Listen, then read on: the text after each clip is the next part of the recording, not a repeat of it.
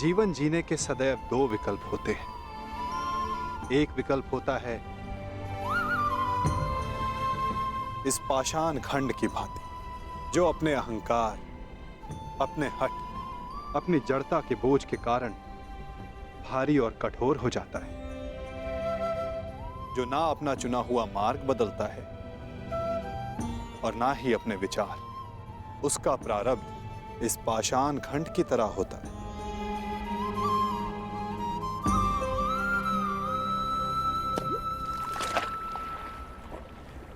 जल में डूब जाना। और दूसरा मार्ग वासुदेव?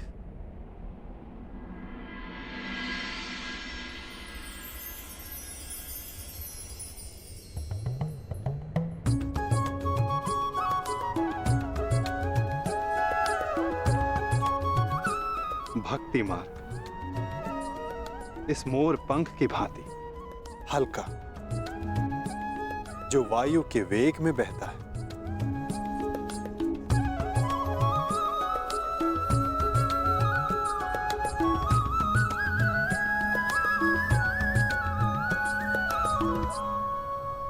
जो इस मोर पंख की भांति होते हैं, वे अपने आप को ईश्वर की इच्छा के हाथों ऐसे समर्पित कर देते हैं जैसे इसने स्वयं को वायु को समर्पित किया। इसीलिए वायु उन्हें किसी भी ओर ले जाए, वे सदैव ईश्वर की गोद में रहते हैं। यदि हर बात में ईश्वर की इच्छा है और प्रकृति भी ईश्वर की गोद है, तो ये पाषाण ईश्वर की गोद में ही गया है। तो इस प्रकार तो ये दोनों मार्ग एक ही हुए ना वासुदेव? पाषाण हो या पंख, वायु के साथ बहें या जल में मग्न हो जाएं, रहना तो ईश्वर के साथ ही है।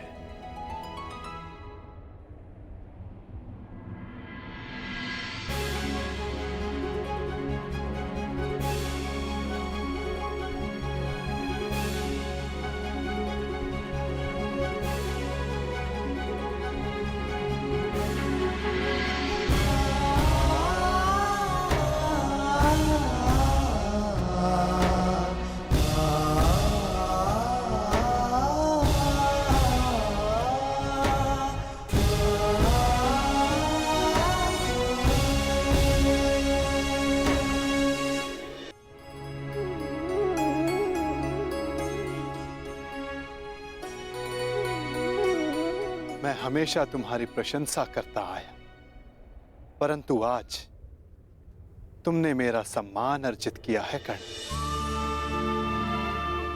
तुमने वो समझ लिया जिसका ज्ञान पाने में ऋषि मुनि अपना सारा जीवन बिता देते हैं।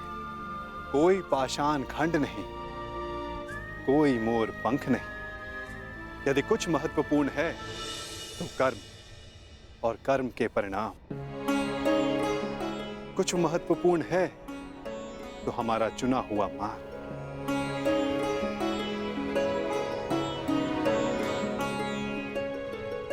बहुत ज्यादा सोचते हो अंगराज, बहुत समय भी व्यर्थ करते हो।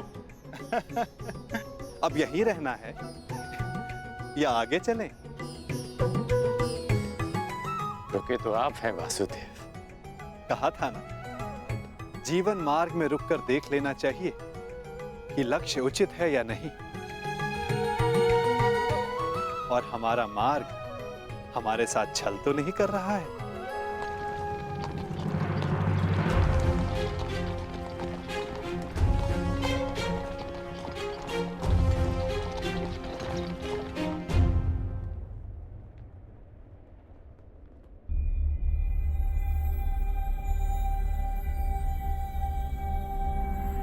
ये दो रथ क्यों वासुदेव? क्योंकि यहां से दो मार्ग जाते हैं कर्ण, एक हस्तिनापुर को और दूसरा पांचाल को।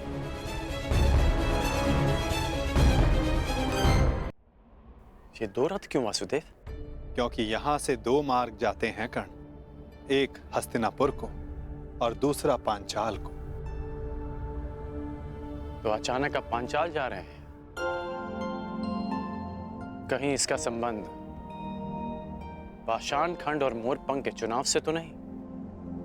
नहीं कर, आवश्यक नहीं कि हम केवल पाषाण खंड या मोरपंख ही हों।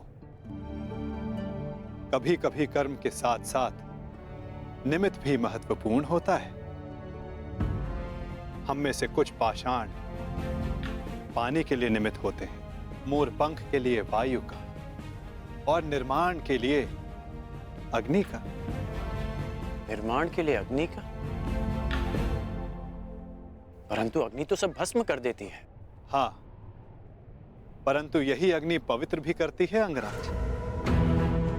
और ऐसी ही एक अग्नि का साक्षी बनने जा रहा हूं मैं, जो एक पिता के मन में उत्पन्न हुई। वो अग्नि जो एक दिन सब पवित्र कर देगी।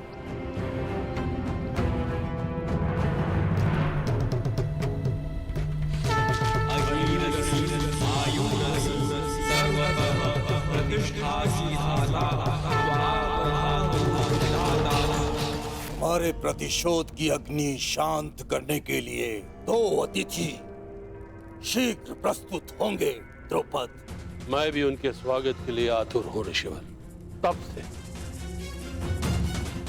जब से द्रोण ने मेरा अपमान किया। ये कैसी विचित्र अग्नि है द्वारकाधीश? अग्नि अग्नि होती है कर्ण। हाँ, उत्पत्ति का कारण और उद्गम भिन्न हो सकते हैं। लालच की अग्नि, घृणा की अग्नि, छल कपट की अग्नि। आशा करता हूं जब कभी ऐसी अग्नि से तुम्हारा सामना होगा तो तुम उचित निर्णय लोगे कर्ण। एक बात का आश्चर्य है वासुदेव, आप पांडवों के ममेरे भाई हैं, तो मुझे लगा कि आप मुझे कुमार दुर्योधन से दूर करने का प्रयास करेंगे, परंतु आपने ऐसा नहीं किया। क्योंकि सारथी का कार्य केवल मार्ग दिखाना होता है अंगराज, चयन तो रथ ही करेगा। फिर भी यदि समय आने पर चुनाव करना पड़ा तो किसका चुनाव करोगे अंगराज?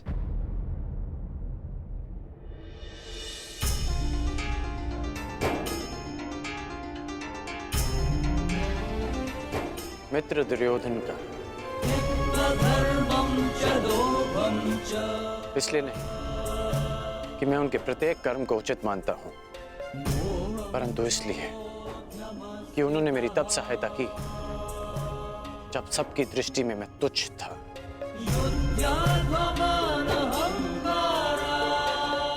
मैं पाषाण होने का विकल्प चुन चुका हूं, क्योंकि जल रूपी निमित्त बनकर दुर्योधन ने मुझे संभाला।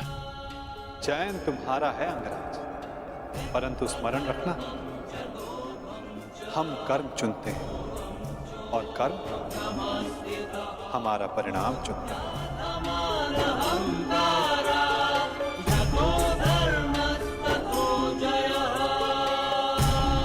समय आने पर चुनाव करना पड़ा तो किसका चुनाव करोगे अंगराज? मित्र दुर्योधन का। चयन तुम्हारा है अंगराज, परंतु स्मरण रखना, हम कर्म चुनते हैं और कर्म हमारा परिणाम चुनता है। और कुपक्ष में होने से कुपरिणाम भोगने की संभावना अधिक होती है कर्ण। तब भी मैं मित्र दुर्योधन को ही चुनूंगा। प्रणिपात वासुदेव।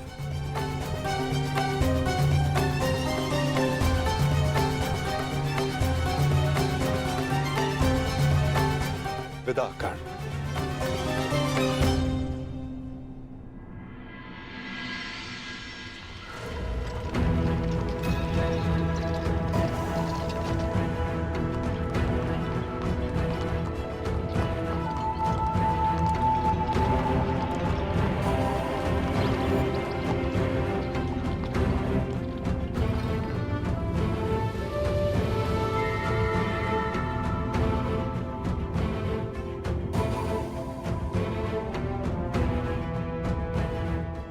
अति सुंदर। विश्वास नहीं होता कि भ्राता दुर्योधन आपको इतनी सुंदर भेंट दे सकते हैं। समय के साथ सब बदलता है अनुज।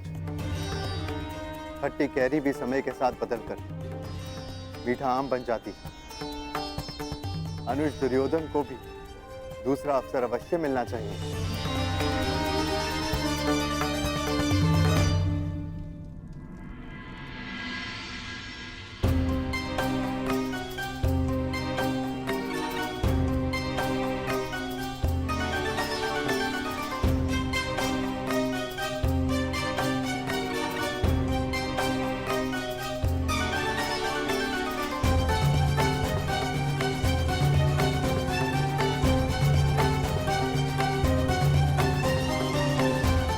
अद्भुत अद्भुत महल बनाया है पुरोचन ने।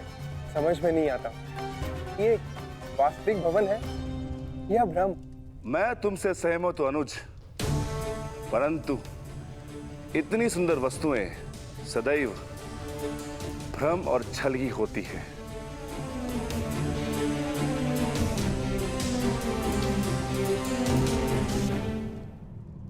तो कौन सी भूल हो गई मामा श्री? पुरोचन केवल यही संदेश देने तो आए हैं कि पांडव लक्ष्य ग्रह पहुंच चुके हैं। तुम समझते क्यों नहीं हो दुर्योधन? जितने विघ्न शुभ कार्य में पड़ते हैं उससे कई अधिक विघ्न अशुभ कार्यों में पड़ते हैं। उस दिन मैंने राजसभा में बात पलट दी। कहा कि तुम अपने भाइयों के लिए महल बनवा रहे हो, और अब यदि इस पुरोचन को यहां किसी ने देख लिया तो?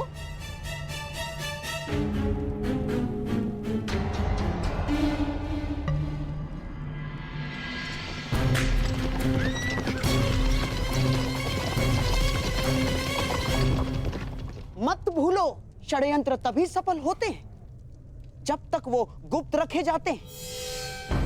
भेद खुल जाने पर सारा खेल समाप्त, सफा चट।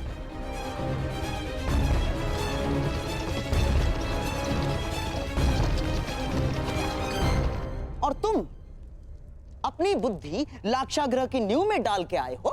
यहां बार बार आने से किसी को संदेह हुआ तो शीघ्र ही यहां से निकलो, इससे पहले कि यहां तुम्हें कोई देख ले।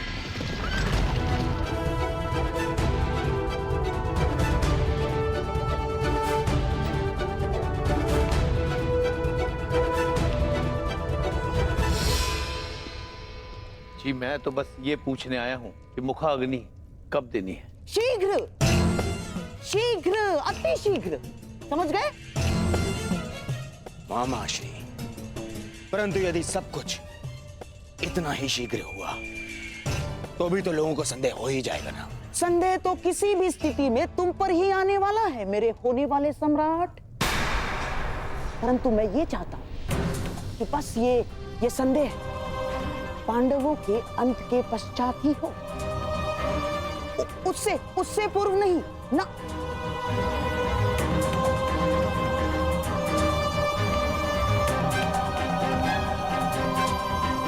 अब देख क्या रहे हो? जाओ। रुको पुरोचन, कहते हैं कि बड़े भ्राता को अग्नि अनुज ही देता है।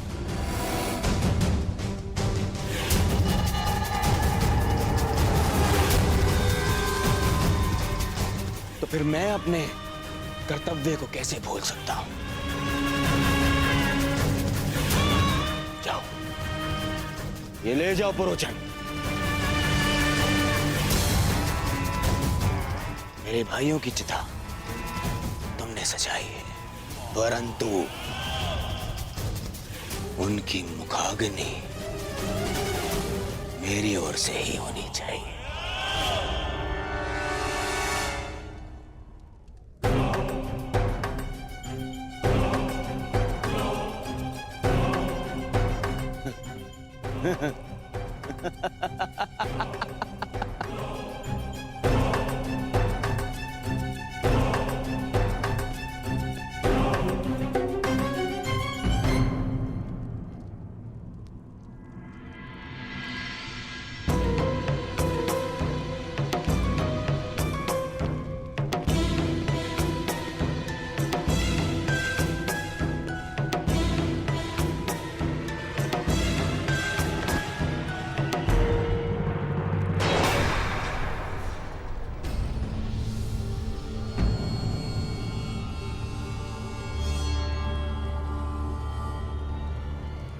पुरोचन महोदय, इतनी शीघ्रता में कहां जा रहे थे आप? वर्णावत। मैंने आपकी सामग्री गिरा दी, मैं ही इसे उठा देता। सावधान अंगराज, ये अग्नि कहीं आपको जला ना दे।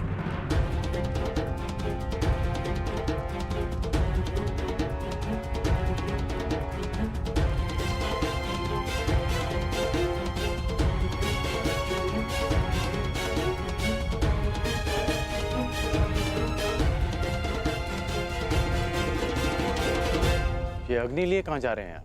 ये अग्नि नहीं है अंगराज, ये वो प्रकाश पुंज है जो हस्तिनापुर का भविष्य बदल देगा, और साथ में आपका और मेरा भी, क्योंकि हम दोनों विजेता के पक्ष में हैं।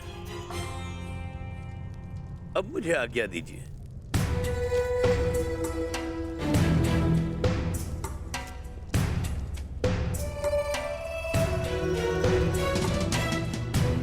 अग्नि,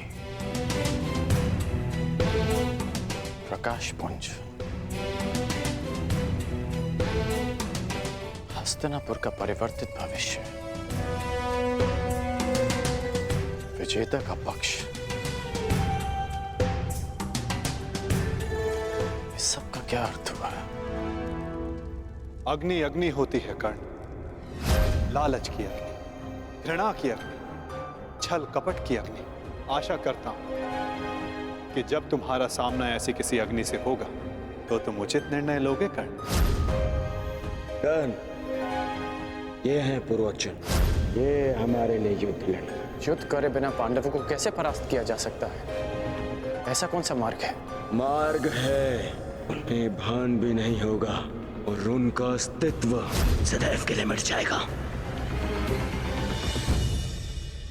अग्नि, प्रतिशोध, पुरोचन का व्यवहार और वासुदेव कृष्ण की चेतावनी, इन सब में कोई संबंध है, और इस संबंध का उत्तर केवल मित्र दुर्योधन के पास है।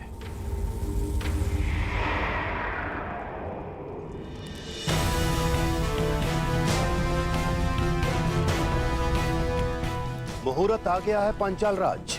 यज्ञ की पूर्णाहुति के लिए यहाँ महारानी का होना आवश्यक है।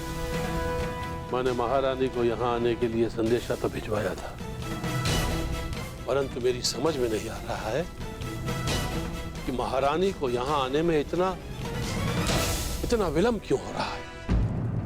समय, मुहूर्त और ग्रह दशा किसी की प्रतीक्षा नहीं करते पांचाल नरेश। यही क्षण पूर्ण आहुति के लिए उपयुक्त है। यदि आहुति ना दी गई तो सारे प्रयास निष्फल हो जाएंगे। क्या महारानी के अतिरिक्त और कोई विकल्प नहीं है ऋषिवर? ये यज्ञ है पांचाल नरेश, नियमों से बंधा है। इसमें विकल्प की कोई संभावना नहीं। ओम अग्नि मिली पुरोहितम, यज्ञासा देव अमृत विजम, होता राम रतन धात्मम।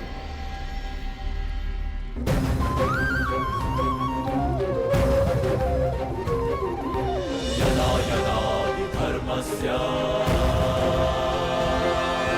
ग्लानिर्भवति भारत,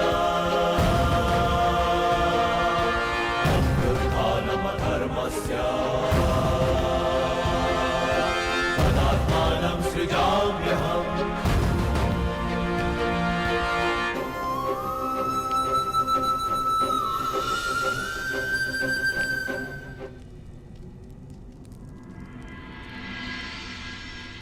विचित्र बात है, प्यासे के समक्ष जल रखा है और वो प्यास बुझाने का विकल्प ढूंढ रहा है। मैं आपके कहने का अभिप्राय समझा नहीं वसुदेव। अग्नि से बड़ा ना कोई पुरोहित है, ना उससे बड़ा कोई गोत्र, ना उससे बड़ा कोई वरदायक, ना ही इच्छा पूर्ति का स्रोत। अयोनिज के लिए यही गर्व है। जब अग्नि आपके समक्ष प्रस्तुत हो तो विकल्प क्यों ढूंढ रहे हैं पांचाल नरेश? क्या मैंने कुछ अनुचित कहा मुनियाज? परंतु ये प्रयोग अगर विफल रहा तो ये यज्ञ भंग भी हो सकता है। एक मनुष्य पुनः ये यज्ञ नहीं कर सकता। परंतु यदि इसी समय पूर्ण आहुति ना दी गई तो भी ये यज्ञ निष्फल होने ही वाला है ना। सोच क्या रहे हैं पांचाल नरेश? समय हाथ से जा रहा है। यज्ञ अग्नि प्रचंड हो रही है।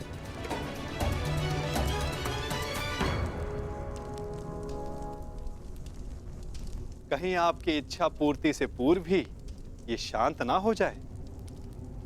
निर्णय ले लीजिए पांचाल नरेश।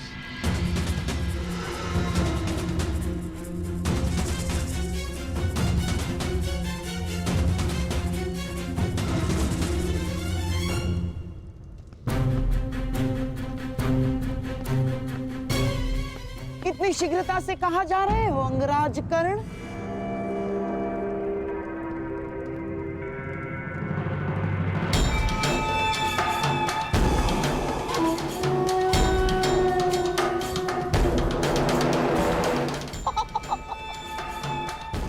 इतनी भी क्या शीघ्रता कर्ण?